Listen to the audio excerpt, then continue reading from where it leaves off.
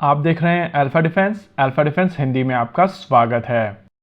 आज के इस वीडियो में हम लोग बात करने वाले हैं कल रात के पूरे एपिसोड के बारे में। कल मिनिस्ट्री ऑफ एक्सटर्नल अफेयर्स की तरफ से जब प्रेस रिलीज की गई थी तो उनकी तरफ से पाकिस्तान को बेसिकली एक ऑफ रैम्प दिया गया था, यानी कि अगर पाकिस्तान चीज़ों को डीएस्केलेट करना चाहता है तो उस पॉइंट ऑफ टाइम से पाकिस्तान ये कर सकता था। लेकिन पाकिस्तान की तरफ से दूसरे ऑप्शंस चूज किए गए और उनकी तरफ से सबसे पहले शुरू किए गए थे भारत के ऊपर ड्रोन अटैक्स। वैसे तो ये ड्रोन अटैक्स शाम को ही शुरू हो गए थे और भारत के एयर डिफेंस सिस्टम्स ने इनमें से ज्यादातर ड्रोन्स को मारकर गिरा दिया था। प्रॉब्लम यह है कि पाकिस्तान का कल का ड्रोन अटैक परसों की तुलना में ज्यादा सीवियर था। यहाँ पर और ज्यादा बड़े ड्रोन्स का प्रयोग किया गया था और जब सिरसा के ऊपर एक ड्रोन इंटरसेप्ट किया गया था तो प्रैक्टिकली भारत का पेशेंस खत्म हो गया था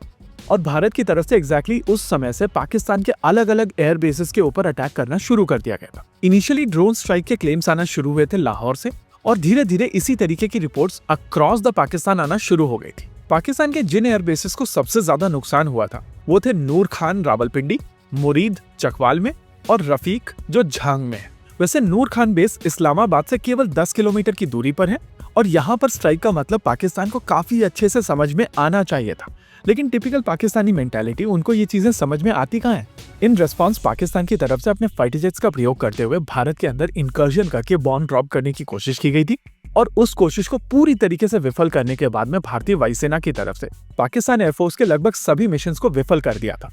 कल लगभग पूरी रात भारत और पाकिस्तान के बीच में हवा में एंगेजमेंट्स हुए हैं और अब जब सूरज निकल आया है तो over the period of time हम लोगों को बहुत सारी डेब्री देखने को मिलेगी और क्लैरिटी मिलेगी कि ये एरियल एंगेजमेंट रही कैसी है। लेकिन यहाँ पर एक चीज क्लियर है कि कल रात में पाकिस्तान एयरफोर्स की तरफ से गुजरात से लेकर जम्मू कश्मीर तक ऑलमोस्ट हर जगह पर इंकर्जन करने की कोशिश की गई थी और भारतीय वायुसेना की तरफ से लगभग हर जगह उनको रेस्पॉन्स भी दिया गया था। इतना ही नहीं, इंडियन आर्मी की तरफ से उनके जो बंकर्स को स्मोक किया गया है उनको भी अभी आप अपनी स्क्रीन के ऊपर देख सकते हैं और रावलपिंडी से जो इमेज आई है वो पाकिस्तान को काफी दिनों तक परेशान करेगी। अभी आप अपनी स्क्रीन के ऊपर इसी वीडियो को देख रहे हैं और इस वीडियो में आप एक C-130J सुपर हरक्यूलिस को जलता हुआ देख रहे हैं। वैसे जैसे जैसे दिन बीतेगा आपको बहुत सारी ऐसी फुटेजेस देखने मिलेंगी जहां पर पाकिस्तान पूरी तरीके से एक्सपोज होगा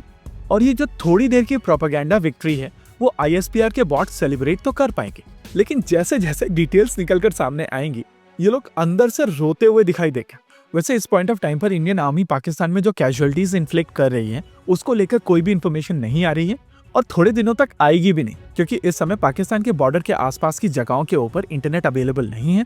और इसका फायदा उठाते हुए पाकिस्तान आर्मी की तरफ से अपनी कैजुअलिटीज को छुपाया जाएगा। वैसे इस समय पाकिस्तान आर्मी की तरफ से बहुत सारी ऐसी जगहों को टारगेट किया जा रहा है जो रिलीजियस है और कल DGISPR ने इसको पूरी तरीके से एक अलग रंग देने की कोशिश की थी जब उसने कहा था कि भारत की तरफ से अमृतसर के ऊपर खुद ही अपने ड्रोन्स मार लिए गए। लेकिन शायद पाकिस्तानियों के अंदर एक मैन्युफैक्चरिंग डिफेक्ट है कि वो ये नहीं समझते हैं कि झूठ की लाइफ बहुत ज्यादा होती नहीं है और जैसे ही दिन चढ़ेगा आपको डेब्री दिखाई देगी और आपको समझ में आएगा कि ये टर्किश ड्रोन्स लेकर घूम रहे हैं। अमृतसर और सिरसा के पास में जो फतह 2 रॉकेट्स मिले हैं वो इंडिकेट करते हैं कि इनकी तरफ से लॉन्ग रेंज प्रोजेक्टाइल्स यूज किए गए हैं और कैंट एरिया को टारगेट करने की कोशिश की गई है। वैसे इन प्रोजेक्टाइल्स के पार्ट जो अमृतसर के पास में मिले हैं वो रात में बोले गए DGISPR के झूठ को पूरी तरीके से क्लियर कर देता है और आज पूरे दिन DGISPR ने जितने भी झूठ बोले हैं वो सारे के सारे एक्सपोज होंगे। साथ में ये फुटेजेस जो अभी आप अपनी स्क्रीन के ऊपर देख रहे हैं वो पाकिस्तान के एयर डिफेंस की इनेबिलिटी और भारत के एयर डिफेंस की कैपेबिलिटी दिखाएगी।